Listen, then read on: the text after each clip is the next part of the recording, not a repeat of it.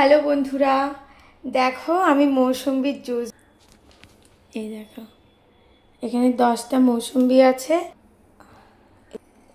এটার মধ্যে জুস বানাবো। এটা কারেন্টের, এটা আমি ফ্লিপকার্টে থেকে অর্ডার করেছিলাম। তোমাদের লিঙ্ক চাইলে কমেন্ট বক্সে জানাবে, আমি তোমাদের লিঙ্ক দিয়ে দেবো।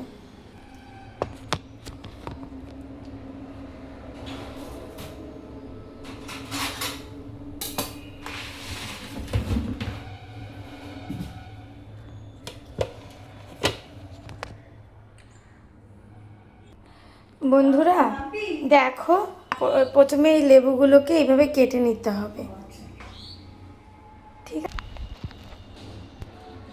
তারপর দেখো সুইচটা দিলাম, এইভাবে জুসটাকে বানিয়ে নিতে হবে।